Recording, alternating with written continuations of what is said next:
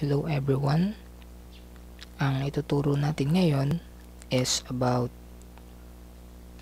two-dimensional array here in Java. Okay?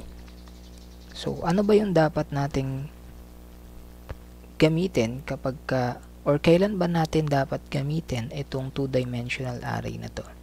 Okay? So, madalas kapag ang data structure na gagamitin natin is katulad ng mga tables, okay, na merong rows and columns. Okay, anong halimbawa nun?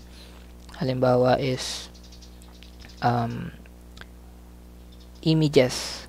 Okay, sa images natin meron tayong mga pixels na arrange siya by columns and rows. Okay, so kapag ganun yung data structure ng program natin, mas magandang gamitin or mas madaling gamitin si two-dimensional array natin. Pero kung hindi mo pa napapanood yung unang topic natin about array, which is one-dimensional array lang, is mas maganda na panoorin mo muna para hindi ka masyadong malito dito sa ating next topic. Okay? Sa one-dimensional array kasi natin, most likely na ginagamitan natin nun is yung mga data structure na list lang. Okay? Yung mga data natin is parang list lang ang nagiging output natin. Dito, by table yung gagamitin natin na kailangan ng rows and columns. Okay, so paano ba gumawa nun? Okay, umpisa na natin. Ngayon, mag-i-start na ako ng ating data type followed by, okay, before, isang angle bracket lang yung ginagamit natin. Pero ngayon, dahil sa two-dimensional array natin, dalawang angle bracket na yung gagamitin. Data type followed by angle bracket and then yung ating variable name. Okay. So, gagawin ko na lang dito, my 2D array.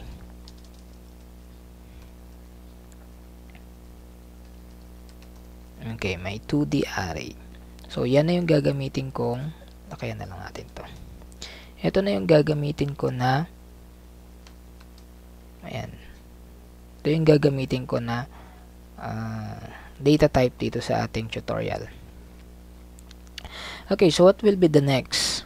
Nailagay na natin yung ating variable name. So, the next one is i-initialize na natin yung ating variables, ay yung value ng ating array.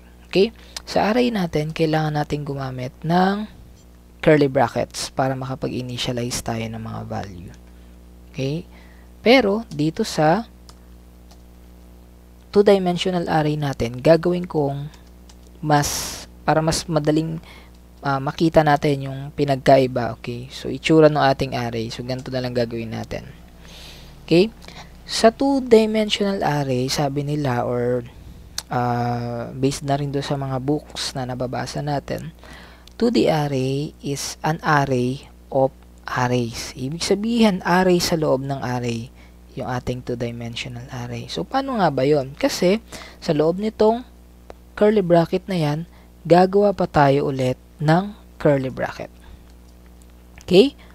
Sadya natin nilalagay yung value na gusto nating palabasin doon sa ating console o gusto nating maging output or huhugutin natin mamaya.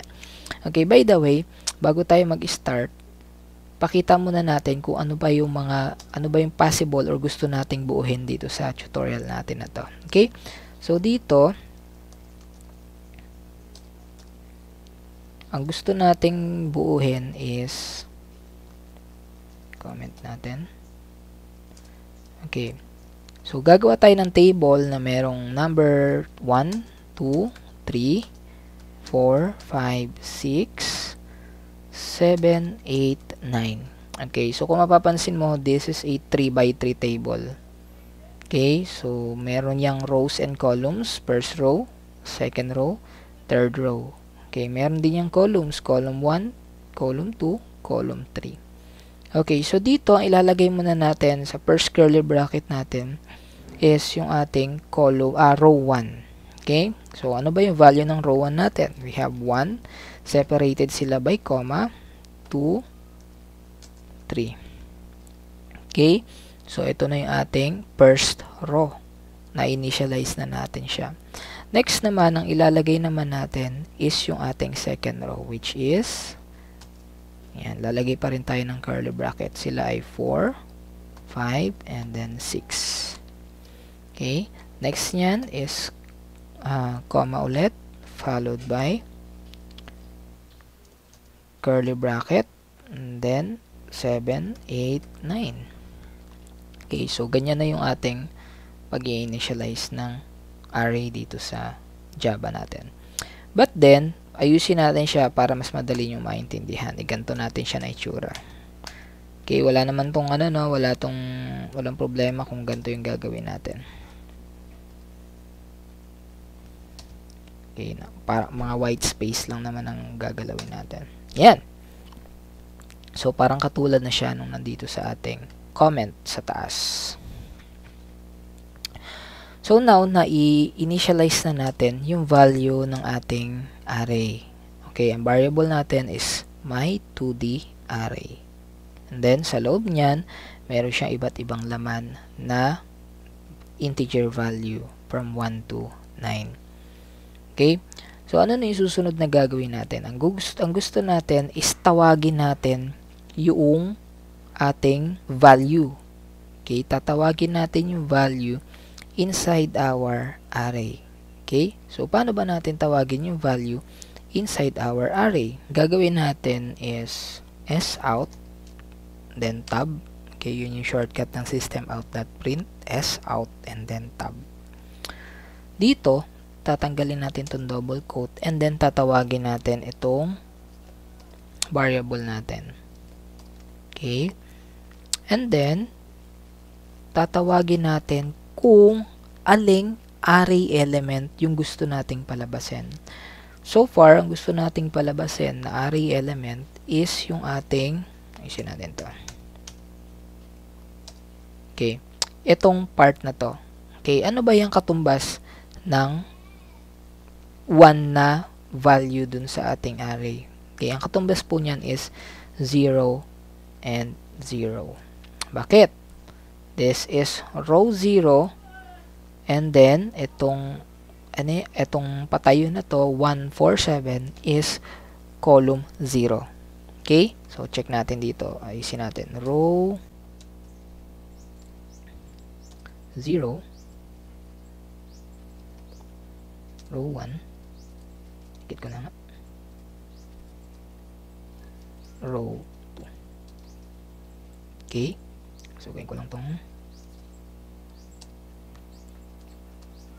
comment.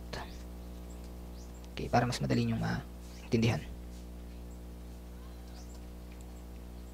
Paste. Paste. Okay.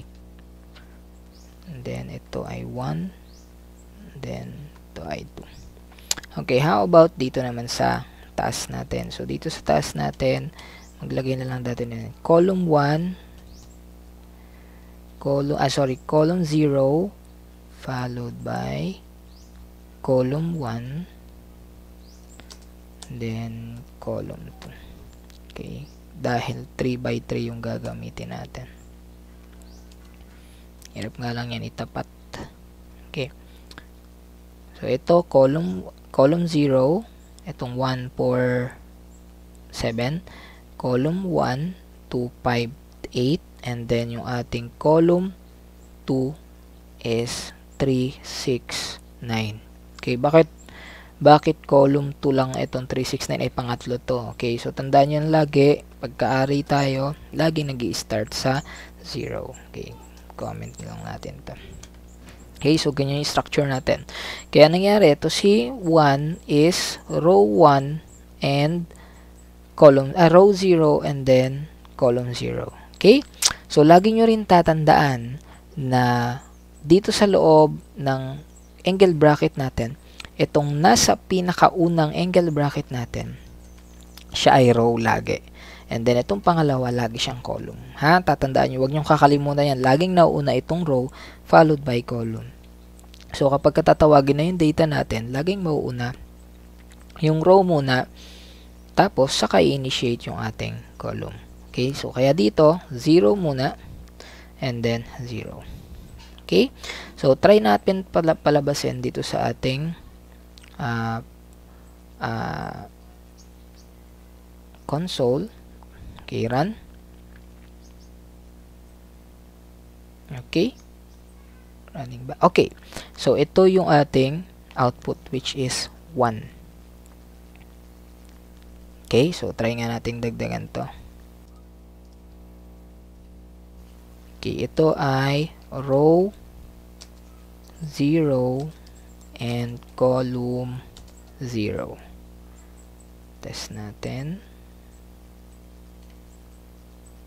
Ito natin yung syntax. Okay, and then save, and then run natin. Okay.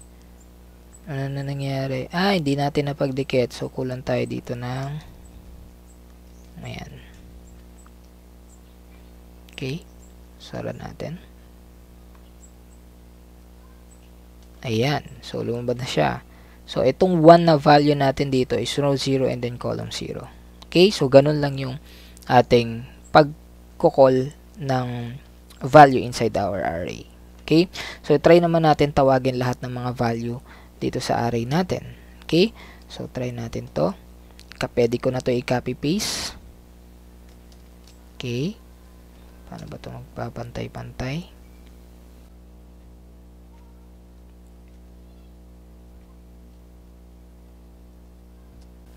Okay, copy na natin dito. Okay. So, 0, 1. Itong 2 natin ay 0, column 1. Okay, itong 3 natin, 0, column 2. Okay, so next naman tayo, dito naman tayo sa row 2. Okay, paano natin tatawagin yan? Pwede ko na rin ito siguro kopyahin. Okay, ang mababago naman dyan is yung ating row.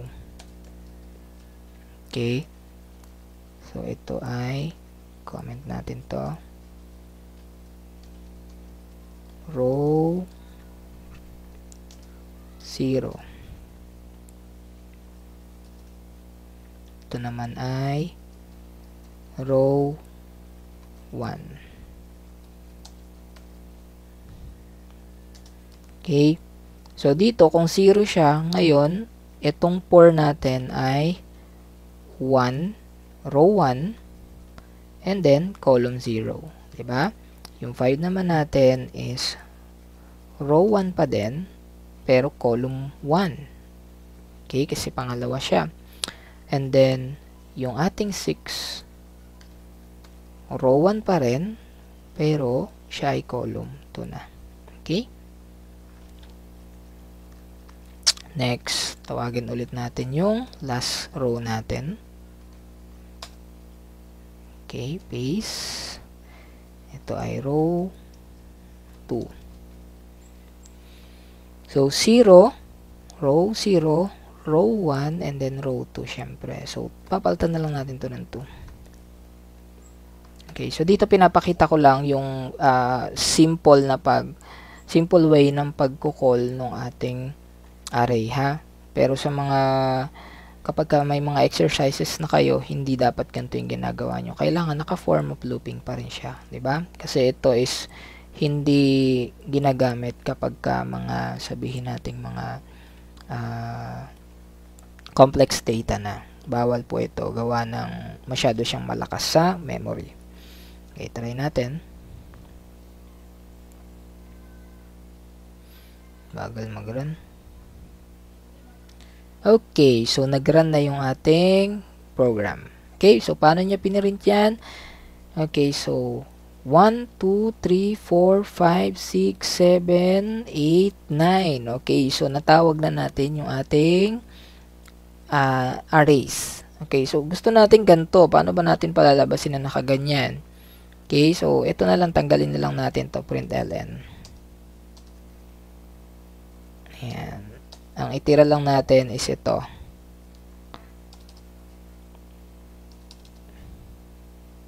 Ayan, yung pinakadulo lang, yung column 2 lang. Okay, so test nga natin kung gagana na.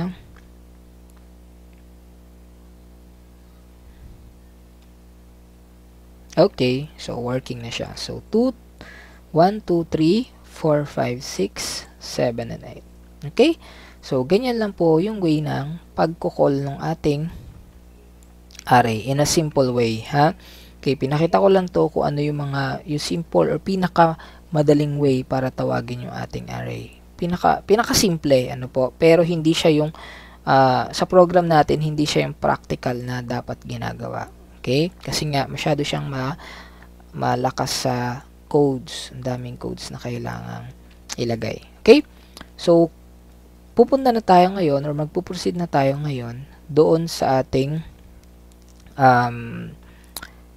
next part na gagamitan na natin to ng loopings. Okay? So, siguro pwede ko muna tong burahin. Okay, tanggalin ko muna to. Ayan, sige, burahin muna natin para hindi masyadong malaki yung ating laman ng ating screen. Okay, so gagamit na tayo dito. Katulad lang rin nung ginamit natin sa loopings natin, ay dun sa ating one-dimensional array, gumamit din tayo dito ng for loop. Okay, for loop. Okay, balot lang natin to. Okay. And then, initialize tayo ng variable natin. Int a na lang. Int a is equals to 0 followed by, dahil 3 by 3 yan. Okay. So, ano ba yung pwede natin gawin? So, dito ay a less than 3 colon a plus plus. Okay. Kaso nga lang, hindi lang siya isang for loop ang kailangan natin gawin. Sabi nga natin, the array or two-dimensional array is array of an array. Okay, so ito yung array natin, and then sa loob niya, meron pa siyang array. Kaya gagawa tayo dito ng panibagong for loop. Okay, magne-nested for loop na tayo dito. Okay. So, initialize na natin int. B na lang lagay ko dito ha. B is equals to 0. And then, B less than 3. Kasi nga, 3 columns tayo. And, tama. Ito kasi yung ating columns na. And then, ito yung ating rows. Ha? Itong 3 na to, depende yan kung ilang rows ang gagamitin nyo. Okay. Colon followed by b++. Okay? So, ngayon nabuo na natin yung ating for loop. Okay, nested for loop natin. Dito na natin pwede tawagin yung ating value or element value ng ating 2D array. Okay, so S out, tab. Okay? Tawagin natin itong C, may 2D array, lagay lang natin dito. Okay? And then after that, syempre, ayan pa rin. Okay? And then dito, hindi na natin ilalagay yung value or integer value ng element natin. Ang ilalagay natin dito, syempre, is yung ating variable na. Okay? Mauna muna lagi si row. Ayan, ito nga yung for loop natin para sa row.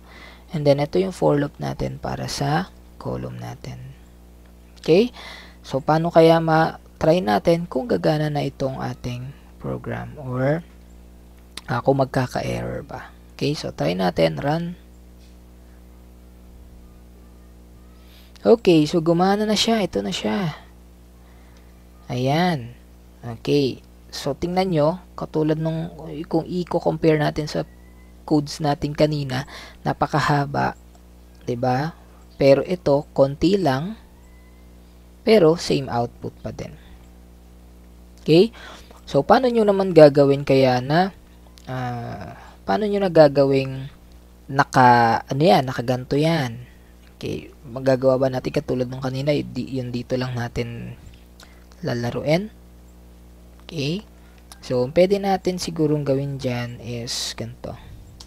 lalaruin na natin is itong part ng row natin. Okay? So, dito siguro pwede akong maglagay ng hindi ko tanda ang ano dito ha, ang shortcut ng ano ng next line dito pero dito tayo dapat maglagay ng code na next line. Ano tayo nito? S out. Okay. Okay, so pwede tayo dito maglagay ng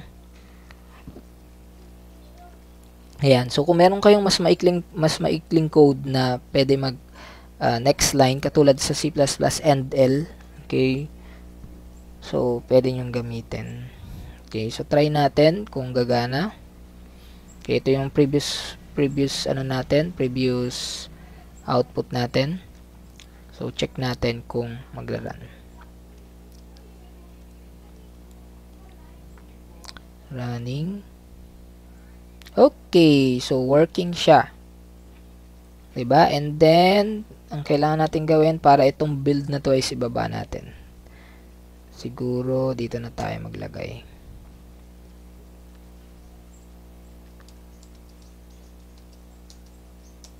Okay, malilito dito sa mga curly bracket natin ha. So, dito na natin ilagay yung system out. Nakalimutan ko kasi hindi ako ganun kagaling dito sa ating Java. Kalimutan ko yung maliliit na shortcuts natin. Okay, so yan na lang din nilagay ko, println, para yung build natin is umilalim. Try natin ulit, run.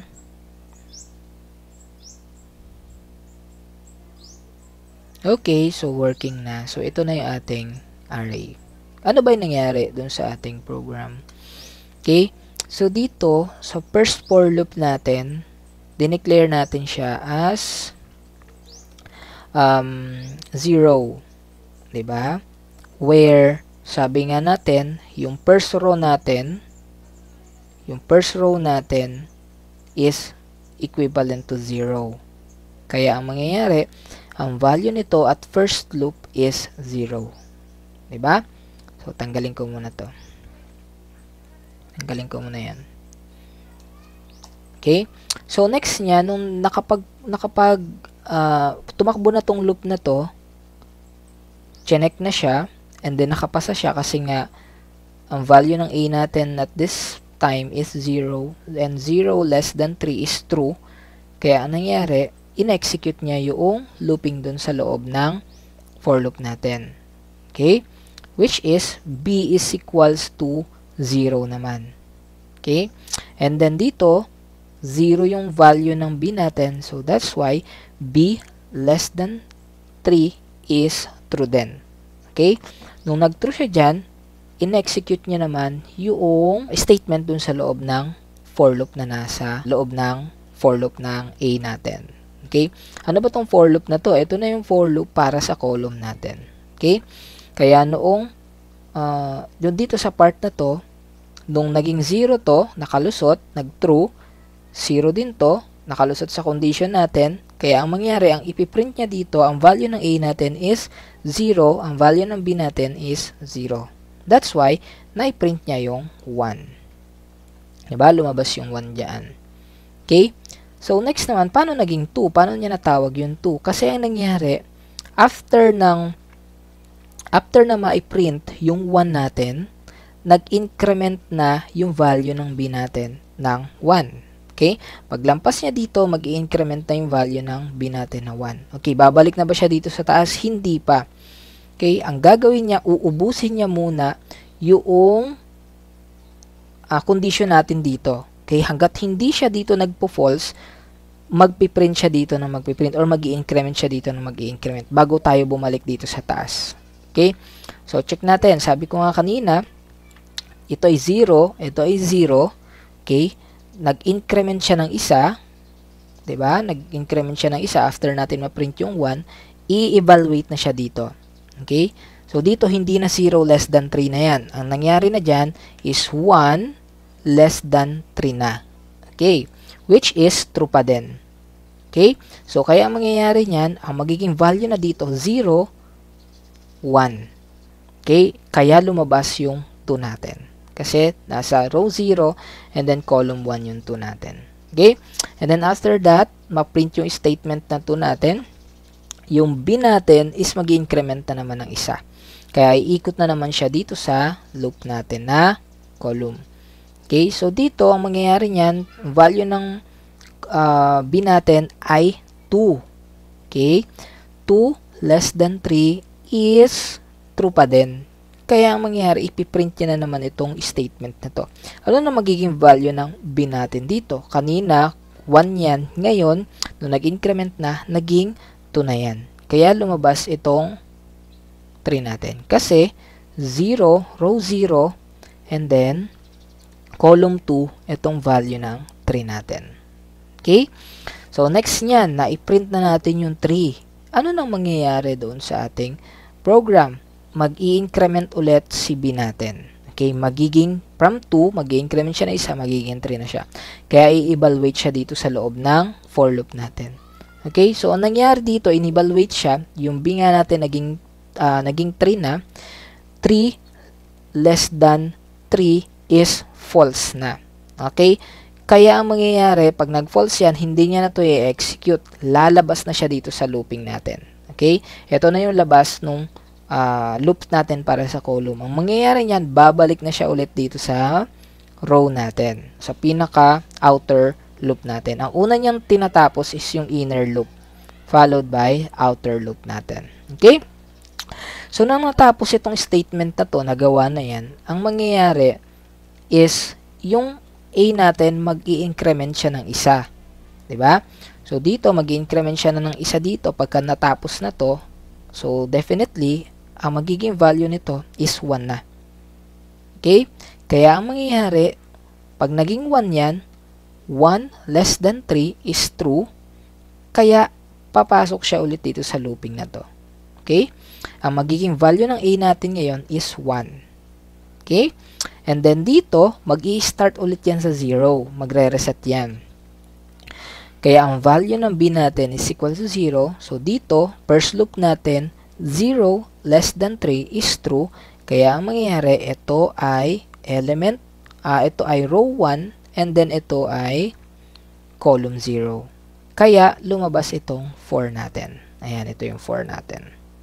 'Di ba?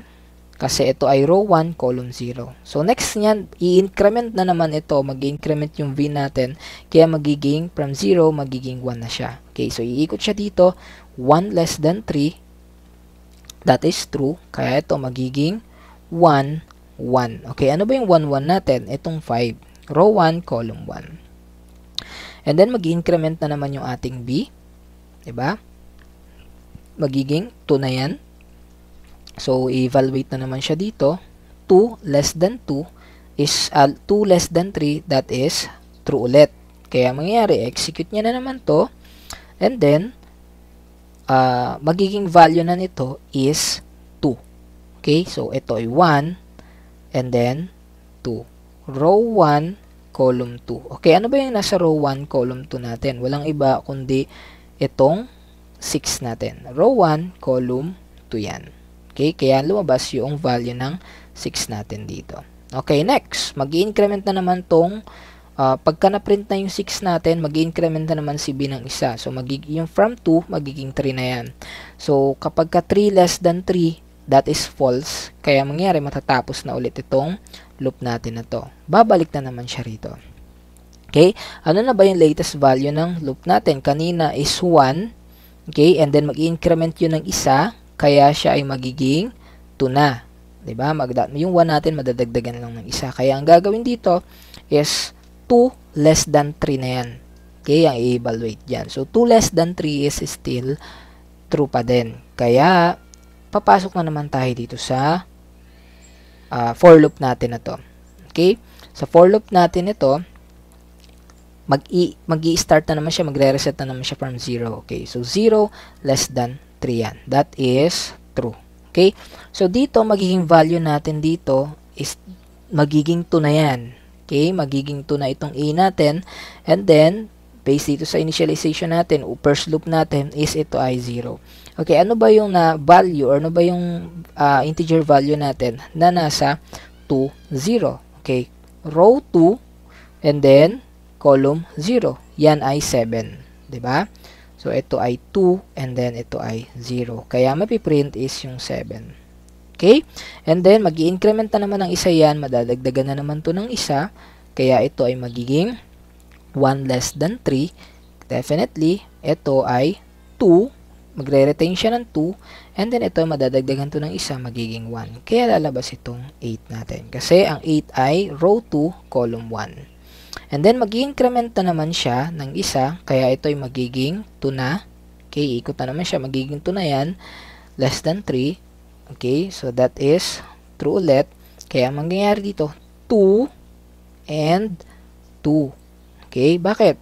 Doon nalalabas yung ating ito yung last, itong last value natin sa array natin. Okay, row 2 and then column 2. Kaya lalabas yung value ng 9 natin. Okay, so kapag natapos na yun, ay print na natin yung 9, ang mangyayari, si B natin mag-i-increment na naman siya, magiging 3 na siya. Okay, so i-evaluate yun dito ulit, iikot siya dito, 3 less than 3, magpo-false na siya. Kaya mangyayari, lalabas na siya dun sa for loop natin. Okay, so babalik na siya dito. Pero bago bumalik dyan, yung A natin, mag-i-increment siya from 2, magiging 3 na siya. Okay, kasi nga, may A++ tayo. And then, i-evaluate siya dito. So, dito, i-evaluate siya, 3 less than 3 is false. Okay, kaya yung 3 less than 3 is, kaya nung 3 less than 3 na, is mag-i-stop na yung ating loopings. Kasi, that is false. Lalabas na siya dito. Pwede niya lang i-print yung next statement natin. Kaya natapos natin yung 9. Okay?